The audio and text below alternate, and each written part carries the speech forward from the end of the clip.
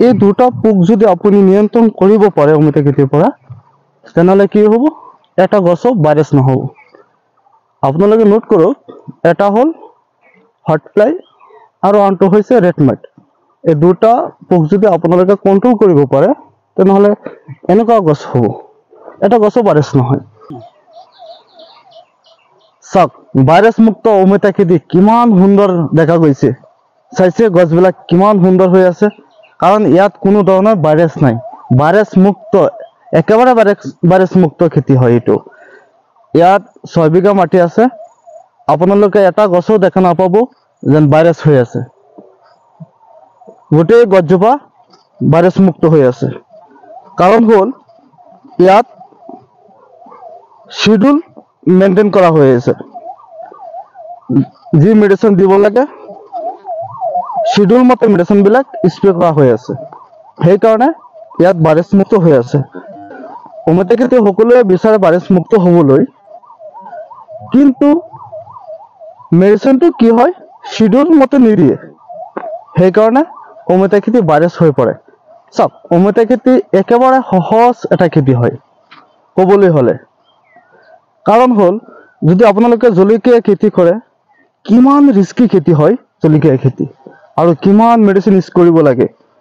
অমিতা খেতিখন এনেকুৱা নহয়, এইটো এজন সাধাৰণ একদম কম নলেজ থকা মানুহক কৰিব পাৰিব, বা যাৰ একেবাৰে সময় নাই, এজন মানুহে চাকৰি কৰে বা ব্যৱসায় কৰে, সেইজন মানুহেও অমিতা খেতি কৰিব পাৰিব। তাৰ কাৰণটো হ'ল, ইয়াত ইমান কষ্ট কৰিব নালাগে, ইমান মেডিচিন স্প্ৰে কৰিব নালাগে, কিন্তু মেডিচিনটো জানিব লাগিব কোনটো টাইমত কি মেডিচিন স্প্ৰে কৰিব লাগিব, সেইটো গুৰুত্বপূৰ্ণ কথা। নহ'লে ভাইৰাছ হৈ যাব, কাৰণ ভাইৰাছ হ'লে বেছি দিন নালাগে, 3 দিন 4 দিনৰ ভিতৰত অমিতা খেতি অমিতা গছজোপা ভাইৰাছ হৈ পৰে। সেইকাৰণে আপোনালোকে শিডিউলটো জানিব লাগিব, কি কি মেডিচিন স্প্ৰে কৰিব লাগিব। আৰু এনেকুৱা এটা খেতি হ'বলৈ হ'লে স্প্ৰেটো মেইনটেইন কৰিব লাগিব, নহ'লে স্প্ৰে যদি মেইনটেইন নকৰে ভাইৰাছ হ'বই, সেইটো আপোনালোকে ৰক্ষা কৰিব নোৱাৰিব। চাওক, অমিতা খেতিত কিদৰে কি পোকে আক্ৰমণ কৰে, ইমান পোক নহয়, মাত্ৰ দুটা পোকেহে আক্ৰমণ কৰে। এটা হ'ল হট ফ্লাই, আনটো হ'ল ৰেড মাইট। এই দুটা পোক যদি আপুনি নিয়ন্ত্ৰণ কৰিব পাৰে অমিতা খেতিৰ পৰা, তেনেহ'লে কি হ'ব, এটা গছো ভাইৰাছ নহ'ব। আপোনালোকে নোট কৰক, এটা হ'ল হট ফ্লাই আৰু আনটো হৈছে ৰেড মাইট। এই দুটা পোক যদি আপোনালোকে কণ্ট্ৰল কৰিব পাৰে, তেনেহ'লে এনেকুৱা গছ হ'ব, এটা গছো ভাইৰাছ নহয়। ইমান টেনশ্যনৰ কাৰণ নাই ইয়াত, যেন কি মেডিচিন স্প্ৰে কৰিব লাগিব, কি দিম মই, খেতি নষ্ট হৈ আছে, বৰবাদ হৈ আছে, দোকানৰ পৰা আনি মাৰি, এইবিলাক সময় নষ্ট কৰিব লাভ নাই, টকা ইনভেষ্ট কৰি লাভ নাই। অনলি হট ফ্লাই আৰু ৰেড মাইট। হট ফ্লাইৰ কাৰণে কি দিব, আপোনালোকে হট ফ্লাইৰ কাৰণে এচিটামিপ্ৰিড দিব। এই বজাৰত হৈ আছে, ব্ৰেণ্ডৰ নাম যদি মই কওঁ, তেনেহ'লে এণ্টানা আছে বা ইক্কা আছে, এইটো দিব।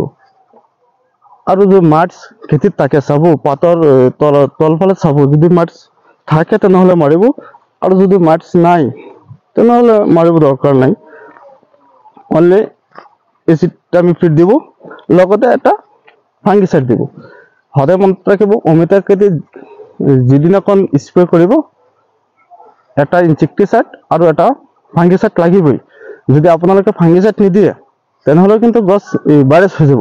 ইয়াৰ মূল কাৰণটো হৈছে, চাওক, হোৱাইট ফ্লাই এনেকুৱা এটা জাতি, যেতিয়া পাতৰ পৰা সি ৰস শোষণ কৰি খায়, যেতিয়া পাতৰ পৰা সি ৰসটো শোষণ কৰি খায়, সেই সময়ত কি কৰে, শোষণ কৰি খাই থকাৰ অৱস্থাত সেই হট ফ্লাইৰ ভিতৰত এটা আটা আছে, সেই আটাটো কি কৰে, এই পাতৰ ভিতৰত সেই এৰি দিয়ে। এৰি দিয়াৰ পিছত গোটেই গছত সি মিলি যায়। চাওক, ফাংগিচাইডটো সেইকাৰণে স্প্ৰে কৰিব লাগে, কাৰণ হট ফ্লাইটো কি কৰে, এইটো আটাটো কি কৰে, গছত গোটেই গছত কি কৰে, মিলি যায়। মিলি যোৱাৰ ফলত গছৰ যি ক্ল'ৰফিলটো আছে, সেইটো ডেমেজ হৈ পৰে।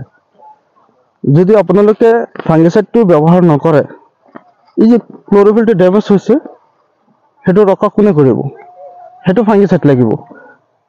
যদি গোটেই কোম্পানী মেডিচিন ইনসেক্টিসাইড দিয়ে তেনেহ'লেও এই ক্ল'ৰফিল ডেমেজ যেন হৈছে এইটো আনিব নোৱাৰিব, অনলি আনিব পাৰিব ফাংগিসাইডে। সেইকাৰণে সদায় ইনসেক্টিসাইডৰ লগত ফাংগিসাইড মাৰিব। কিন্তু ইনসেক্টিসাইড বেলেগ নামাৰিব, এচিটামিপ্ৰিড মাৰিব আৰু লগতে M45 এটা ফাংগিসাইড আছে সেইটো মাৰিব, আৰু নহ'লে এভেঞ্চাৰ গ্লো মাৰিব। এই দুটা মাৰিলে ধুনীয়া এটা ৰিজাল্ট হ'ব। আৰু অমিতাকৰিত বেলেগ কোনো প্ৰব্লেম নাই, এইখিনি প্ৰব্লেম আছে।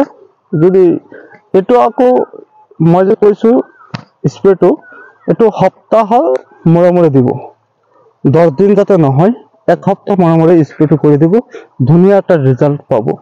এটা গছো আপোনাৰ বেয়া নহয়, ভাইৰাছ নহয়, কলা হৈ থাকিব, সুন্দৰ অমিতা হ'ব, সুন্দৰ খেতি হ'ব। আপোনাৰ ইনভেষ্ট যিমান কৰিছে তাতকৈ 5 গুণ লাভৱান হ'ব বুলি মই আশা কৰোঁ। ভাইৰাছ আমি কেতিয়া গছত দেখা পাওঁ? যোনটো টাইমত নেকি গছ পাতবিলাক কি হয়, হালধীয়া হৈ পৰে বা গছবিলাক কুকৰি হৈ যায়, এলোমেলো হৈ যায়, পাতবিলাক মানে পাত ভাল দেখাই নাযায়, সেইটো টাইমত আমিহে ক'ব পাৰোঁ যে গছবিলাক ভাইৰাছ হৈ আছে। কিন্তু ইয়াৰ আগত হটফ্লাই সেই কামটো কৰি দিয়ে। সেইকাৰণে আপোনালোকে হটফ্লাইৰ কাৰণে আগতে মাৰিব লাগিব, এচিটামিপ্ৰিড মাৰিব। বিশেষকৈ মই কোম্পানীৰ নামটো কৈ দিছোঁ, এণ্টানা মাৰি দিব, লগতে এটা ফাংগিসাইড মাৰিব। ফাংগিসাইড M45 এটা আছে সেইটো মাৰিব। আৰু যদি এইটো দোকানত নাপায় তেনেহ'লে এই এভেঞ্চাৰ গ্লো এটা ফাংগিসাইড আছে, EPL কোম্পানীৰ বহুত ভাল এটা ফাংগিসাইড, সেইটো মাৰিব। চাব এই দুটা মেডিচিন মই কৈছোঁ, যদি মাৰ্কছ থাকে তেনেহ'লে মিটিগেট মাৰিব, নহ'লে নালাগে। দুটা এটা ইনসেক্টিসাইড মাৰিব আৰু এটা ফাংগিসাইড মাৰিব। চাব ৰিজাল্ট কেনেকুৱা আহে।